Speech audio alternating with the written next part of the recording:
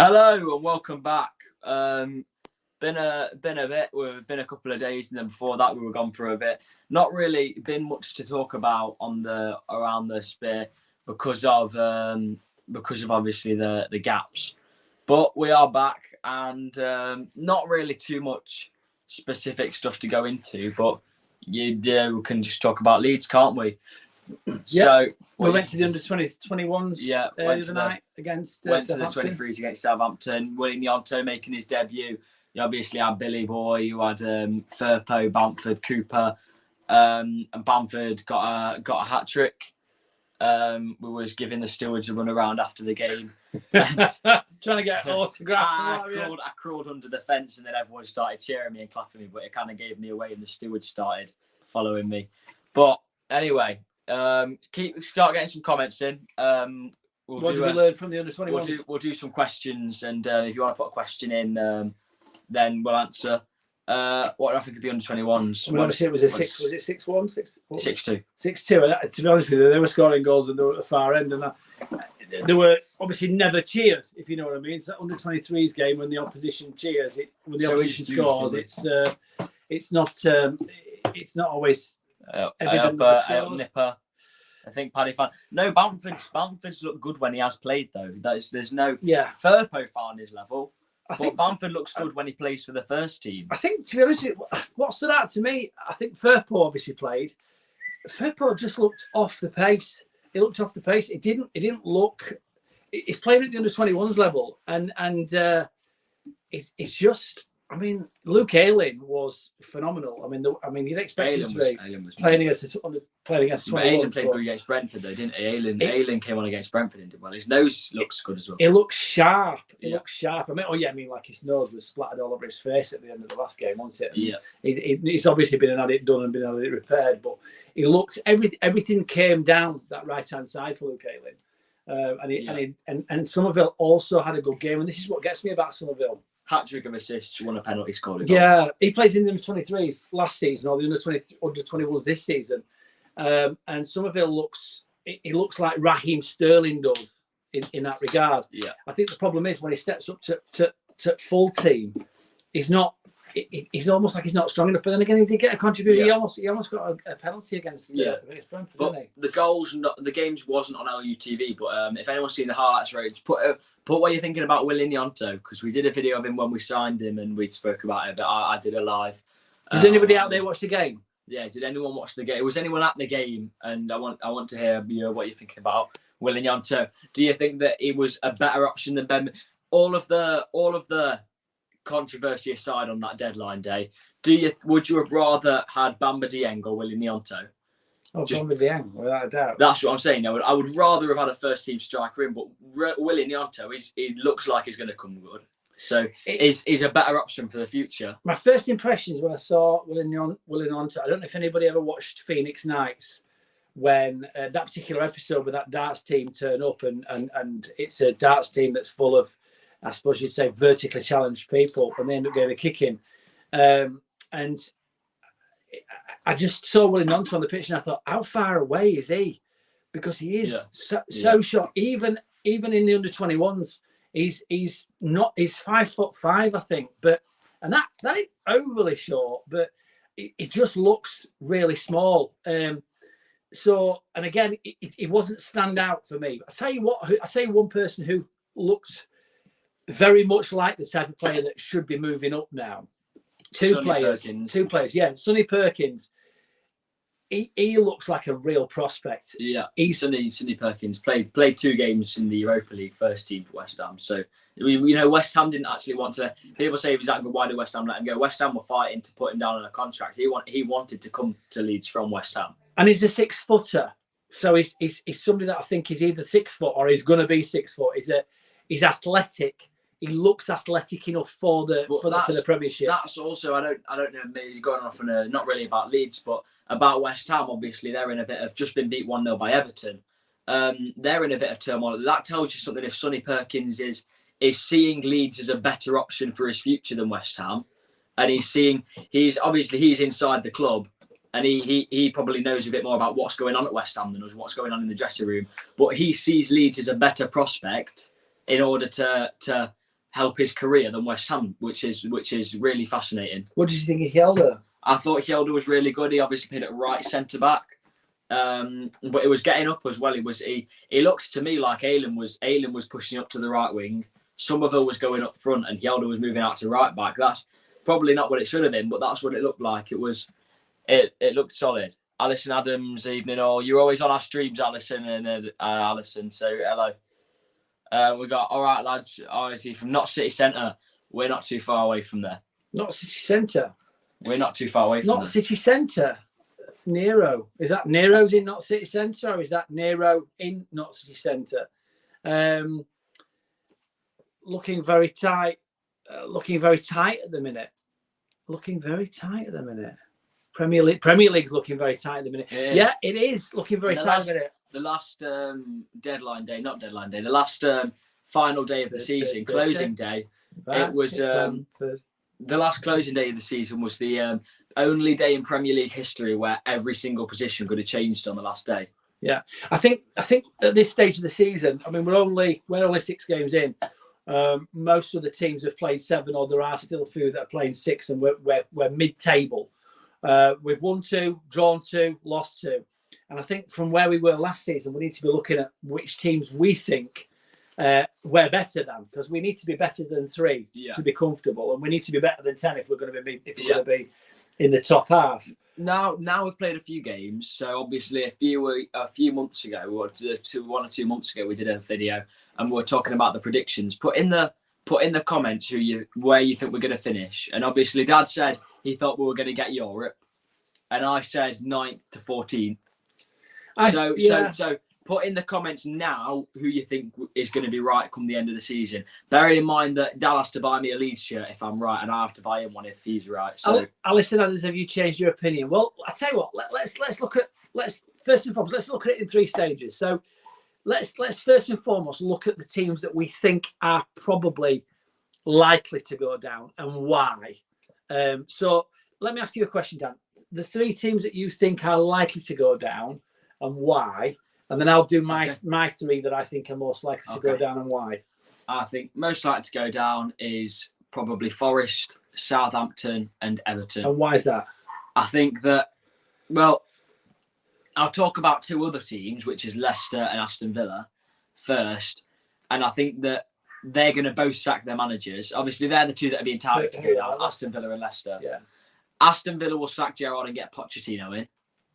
Putting it out there now. I did predict, look back on the video, I predicted Tuchel to get sacked. I predicted Aubameyang to Chelsea. I predicted Chelsea to struggle. I predicted Forest to struggle. I predicted Fulham to stay up, and that all seems to be coming true. Villa will sack Gerrard and get Pochettino in. Thinking big. Leicester will sack Brendan Rodgers and get Thomas Frank in from Brentford, because we already know they've been touting him out today. It's come out that they're inquiring about him and they're sending him stuff. So I'd imagine that they will both stay up. So in the next month they'll have both sacked. So what's your 3 that's going down? My 3 to go down is Southampton, Forest, and Bournemouth. How can Forest go down? And I mean, we'll talk a little bit about this in a minute, but before we do get into the bones of that, please, if you've not already subscribed, there's 39 people in there. Trust you're all subscribed. Hit a like on the video. Why do you think Leicester won't go down? Leicester have the quality in their team to stay up. So what I think we've got. Go on. Tell me why. Yeah, tell me why. I think that Southampton they've started off decent. They've managed to find some form. But it's just how long is it going to last for? You know, they've brought in a bunch of City youngsters. They brought in a Dozy. I think they've brought in Romeo Lavia. They're bringing in City youngsters. It seems to be their strategy is to just bring in Manchester City academy players. Who is? Southampton. That just seems to be there. I'll look later at which. I think they brought in 4 Manchester City academy players, and they've got this mentality of buying young like what we do, but they buy young players and they throw them straight into the first team. Romeo Lavia, Armando Broja. Armando Broja was all right, but it wasn't as good as some Leeds fans make him out to be. But they have the strategy of just buying young players and just throwing them in. Romeo Lavia started his first game in a Southampton shirt. I think he started his debut game.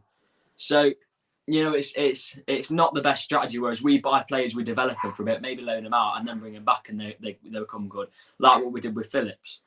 So yeah, I think Forest. We've spoke about them. I think they've just to just have a squad that's just gels so well. You've got Zinkernagel on. You've got a recognised front three of Zinkernagel, Keenan Davis, and Brennan Johnson. You've got a recognised back line of Colback, Worrell, McKenna, and Spence. Spence is an absolute baller. They actually spent nearly as much on Miko Williams as they could have done on Spence, which is what Spurs bought Spence for.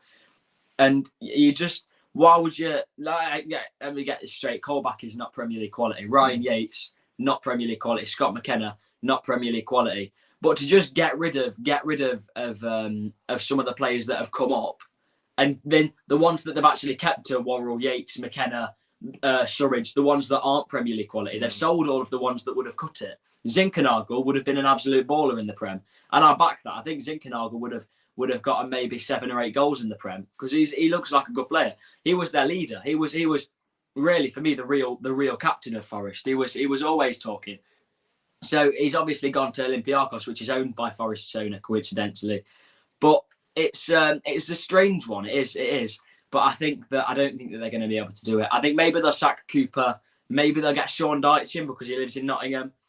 And my last one was Bournemouth. I think that one just explains itself, doesn't it? Yeah, I think for me, it's going to be really strange this year because I think the teams that are going to go down. I think Bournemouth, Leicester, and Forest. I don't know if that's the 3 that you said. I think you had Southampton in there.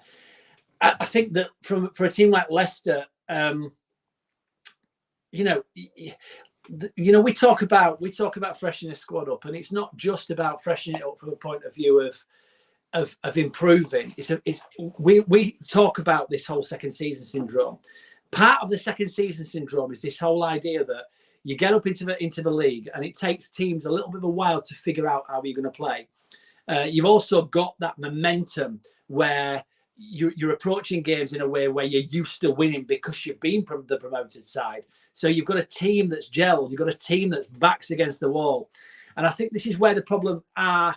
Turkey, by the way, Mark Hemingway. I think you've got a bit of an issue with when you think about it in terms of Leicester, Bournemouth, and Forest. Now, Leicester and Bournemouth are in a situation where they have not improved the squad at all. So in terms of the teams that they're going to be playing, teams are going to know how they're going to play, how they're going to set up. And whereas everybody else around them has moved on and improved and looked at their weaknesses and improved their weaknesses, we're in a situation where those teams haven't done so. They've not improved whatsoever. Now, Leeds United have got one of the lowest net spends in that particular transfer window. But what you've got to bear in mind is we've let 2 players go and we've brought a host of players in. And those players are system players that are completely transforming the way that we're playing. And I think we're stronger in almost every deadline day links between Leicester and Marcelo from Real Madrid. But fell through. We're almost got a completely different system in terms of how we play now. Now, the problem with Bielsa that we found towards the back end was second season in the Premier League. People knew how we were going to set up, and they began to know how to pull us out of position, out of shape. Now, Forest is the opposite side of that. Now, can you imagine? Leeds United, we like Luke Ayling, we like Dallas. We like Cooper. The reason why we've got such an affinity with these players is because we've been with them through thick and thin to a certain extent. We've seen them fight for the club to get promoted, to win the opportunity to play in the Premier League, and all that means through thick and thin with the club. And we've given them a chance to continue to play in the league. And players like Luke Ayling, players like Patrick Bamford have cut it at that next level, and as such are now Premier League players. And what we've done is we supplemented the squad with a few a few other players that have come in and made improvements where we needed to. But we've kept the heart of that team. We've kept the heart of that squad. What's happened with Forest is they've just reached down and ripped the heart out of that club by basically jettisoning all those players. The really daft thing is people talk about how many loan players there were at Forest that went back and ended up getting sold, like Jed Spence. He's ended up going to Tottenham. the money that Forest were throwing around, they could have afforded to buy Jed Spence. But for whatever reason, they've bought replacements that aren't as good and aren't gelling and aren't actually part of the system. To be fair, Nico Williams has been their best player. May well have been. No, Nico Williams is big. Arguably, Jed Spence. Nico, right. Yeah, maybe. No. Right. What Forest lost in losing Jed Spence, they didn't lose Jed Spence. They lost the chemistry that he had with Brennan Johnson and the understanding that they had on the right-hand side. Similar to what we've got now with Rasmus Christensen and Brendan Aronson, or what we will have when Rasmus Christensen comes good. But I think that that's the smartest business they did in the window, was getting Nico Williams in to replace Spence, because he has the same understanding with Brennan Johnson for the national team. Maybe it might, yeah, maybe. But everything else was shambles. But don't pick that one bit of business. You bring 22 new players into a team. No, I know that. And the key word to that is team, because ultimately what's happened is, we talk about the importance with Jesse Marsh. Spence wouldn't cut it in the We talk about the importance with Jesse Marsh, about how, we know about Fulham a few seasons ago. Yeah. How they brought a full 11 in and they ended up going down. We talk about Jesse Marsh and the danger of having a completely new team, and everybody's worried about that. Yeah. When nobody's talking about the fact that Forest has spent 160 million quid. Hang on a second. Let me just developing a point here. Just give me a second. One thing about Jesse Marsh bringing people in from the Red Bull system and from Salzburg is that it was bringing players in that already know the system to a certain extent. So although these players hadn't played together, it got the players in early and had a full pre-season with them, and they already knew the system. And this is one of the reasons why they're going to gel well. You can't put the thing with Forest down to the fact that they should have bought Jed Spence. I'm not. I'm making the point. They bought 22 players in. Bought 22 players in. You can't just buy 22 players and have a team that's going to don't pick at the fact that they've not bought Jed Spence, because I'm making an example. Jed Spence wouldn't have cut it in the Prem. What I'm saying, Jed Spence wouldn't have come into the Prem straight away. He would have taken 2 or 3 seasons to come. No, just because at the end of last season, you look at the playoff finals. I was sat watching the playoff final, and about probably just after January, teams figured out how to get around him, because they just realised that if they just pushed a bunch of people out wide, Forest play quite narrow. Forest don't really play with wingers, but if they pushed everyone out wide, then Spence would have to deal with 2 or 3 players all on his own, and he couldn't cope with it. And teams figured that out fairly early doors last season and exploited it. They would have done the same thing in the Prem. What Forest have done is they've brought in Nico Williams, who's going to cope in that system better, because he's a more defensive right back. I'll give you evidence for the argument, right? Forest picked up something like 1 point for the first 8 games last season, right? And then basically losing out on all those points, being rock bottom. Cooper came in and they were so good. They were so good that they almost got automatic promotion. This is why the team that finishes third in the playoffs very, very rarely is a team that gets promoted, because they've just missed out on second place. And the teams coming up are the ones with momentum, because it's about momentum. So here we are. Cooper, if they'd have played well in those first 8 games, would have walked that league. So the 2 teams that Forest got promoted with have both beat them within the last 10 days or so. They both beat them. And this is because Forest haven't got a team that's gelled yet.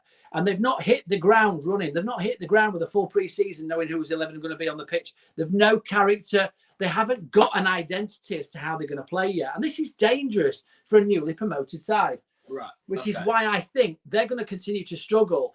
I think they'll sack Cooper. I think he's the best manager they've had for a generation, quite frankly. And I think that they're blaming it on the wrong person. The reason why they're blaming it on the wrong person is the strategy in terms of recruitment has been all wrong. It's been all wrong. Moving on to Leicester, would you put so obviously Leicester have been really struggling. They've done some really bad business. Obviously, letting Kasper Schmeichel leave the club was a huge mistake. Would you put part of Leicester, what's happening with them, down to Kasper Schmeichel leaving? No, do you know just one player? They're captain for 10 years. Kasper Schmeichel is upwards of 10 years. He is obviously going to cause them to leak goals. There's no doubt about that. The recruitment is they've not. Not just in terms of a conceding goal standpoint, but in terms of a leadership standpoint. I mean, okay. Let me just say something in that regard. I made a comment on Twitter recently that I think Meslier, the way he's playing, is probably going to be worth 0.8 points per game for us in terms of making some of those important saves. Yeah. And I think Kasper Schmeichel, I'd love to still have him at Leeds. Well, actually, to be honest with you, I'm not sure we're getting over Melier at the minute, but he's going to turn out, I think, to be every bit as good as his dad. When we look back at his career, I think he's almost as good as his dad in that regard. Now, I really rated his dad, even though he played for Scum. Leader on the pitch, we know how much of a difference Cooper makes when he comes back, just in terms of his organisational skills. Incidentally, their present keeper is dreadful. Obviously, they got Danny Ward in there. Yeah, he's not who you want to be having a net in the Premiership. I think it's going to be interesting because Forest have got Leicester next, and for Leicester, that's a massive derby for them. Not so much for Forest. Forest view Derby as their closest rivals, but Leicester, they want to beat Forest. It's going to be really, really interesting to see if that game comes out with a convincing win for one team or another, whether the manager stays beyond the end of that week. The El Sakiko, isn't it? Because one of those managers may well get the sack by the end of the week, and if you want to put any money on it, I mean, go one way or the other. But it's going to be interesting to see what actually happens. The odds on there's higher odds on Jamie Vardy's wife becoming manager of Leicester. No, there is the odds. I think there's higher odds on Jamie Vardy's wife. Twitter account. I think there's higher odds on Jamie Vardy's wife becoming Leicester manager than there is. I think like loads of other managers like Ranieri returning. There's higher odds than Jamie Vardy's wife. Yeah, 1,000 to 1. Alison, my name is Lee.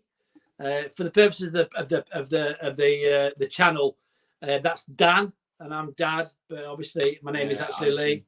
What's your thoughts about the layoff then? Just before that, I was going to say, I'm actually may have been wrong because last season, or maybe this is just like a huge disaster, because the start of this season, I said I put Leicester down to get Europe again because I put it down their bad performance last season, like finishing bottom half last season. I think they finished 12th, didn't they? To the fact that they'd been in the Conference League, and obviously we know that the Conference League it's draining. You're playing a lot, and you've got to play two different 11s for Conference League and Premier League. But does that show now that the Conference League wasn't the problem, or does it just show that the long-term effects of the Conference League are gonna be bad for the Premier League?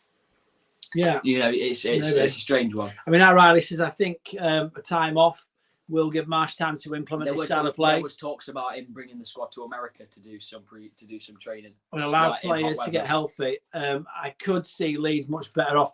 Yeah, we're playing Villa next, aren't we? And is it Coutinho that's come back? No, Coutinho's been absolutely poor for them. Who is it? They've got. Who is it they've got coming back? Buendia, I think it's Buendia. No, it's Diego Carlos actually. I think. Is it Diego Carlos? I'm pretty sure it's Diego. Llorente would look class in Leicester's defence. I'm not even going to go there, David. I'm actually thinking you put Llorente in their defence, you probably make it worse. It's not Diego Carlos. I think he needs a little Matty Cash. Matty Cash is expected to be back. Boubacar Kamara may be back, and Jan Bednarek might be back. I mean, that is a home game against Villa, and Villa have been starting Villa did good business in the window as well. Starting to carve out a few results. Villa got all of their business done before the window even opened, and then they didn't sign anyone else for the rest of it until deadline day when they brought in Dendoncker and Bednarek. But they got most of their business done early. Can you just clarify that, Riley, where you got that from? Because I don't think Dallas is going to be back before Christmas. Dallas won't be back. Dallas won't be back.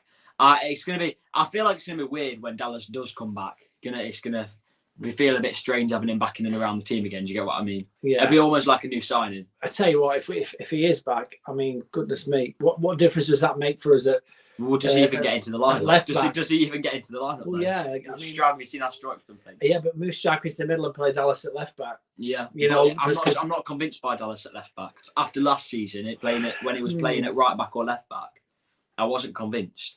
His best position is winger or midfielder.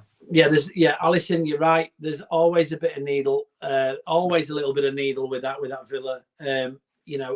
Again, I just, you know what? It's this is the thing, right? We really wanted to play Forest last week because we wanted to play Forest last week on account of the fact that they're all over the place. They're all at sea. I'm hoping that they're still all at sea this time when we play them coming up. I mean, they could be. You know, this teams always have a last minute spur. They gel. They have got quality to stay up, but not a team to stay up. Not in terms of how they're playing as a team. 91 Leeds. Are you purely here just like spamming like Leeds chants? You've been doing it all the time, bro.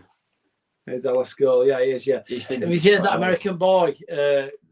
Chant? That's got to be mint if that is. My mate's a Forest fan and he was chanting it at school, so it must be catchy. I tell you what was nice. We went to the under-21s to go and watch the under-21s, and what was really good was there was 4 or 5 first team players in it. Obviously, we saw Willie Nonto.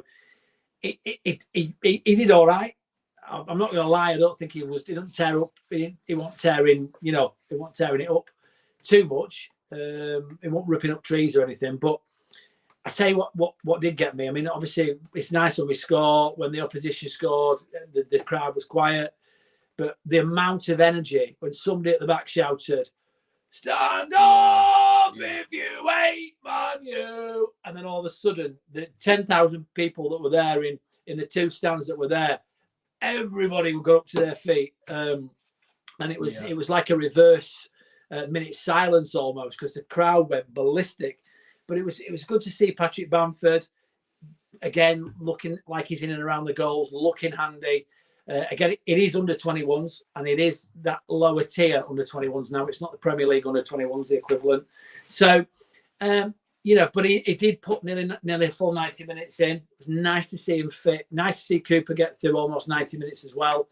I do think we're going to see them coming back. I don't think Nonto's going to be a starter. I don't think he's ready. An impact, but I think if we've let James go to bring Nonto in, I think that's looking to me to be a poor bit of business. I'm not seeing a lot of him yet. Yeah, but I do think he seemed to turn quite a lot, cut inside, and turn himself in circles, and then lose the ball quite often to me. And just quickly before we do finish up, there was reports today suggesting that from I can't remember his name. It wasn't Fabrizio and it wasn't Phil Hay.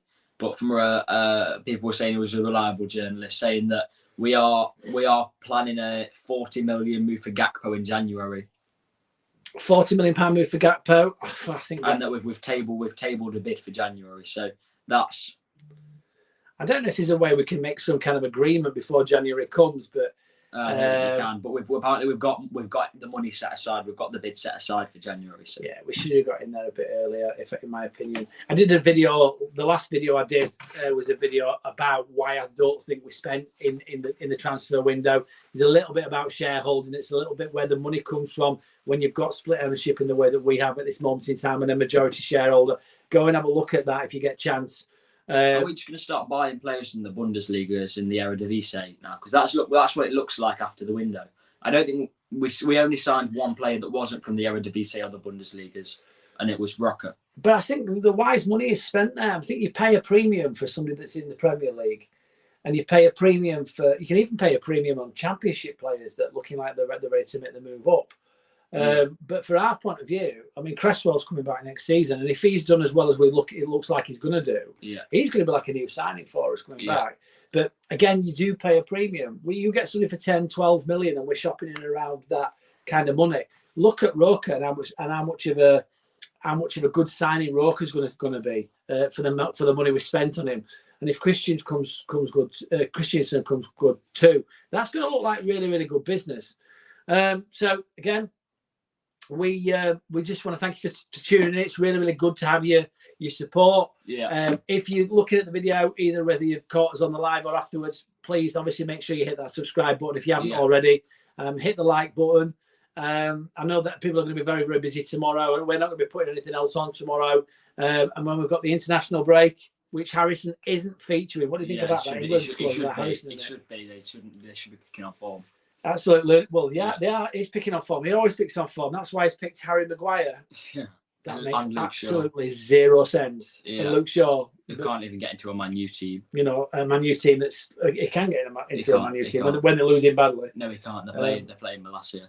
Did those two play when they got beat earlier in the season? They got battered by Brentford. Yeah. then So, then they were playing, you know. Yeah. So thank you ever so much for tuning in. Please hit the subscribe button. Please hit the like button. And we will see you very soon. Next time. Au revoir.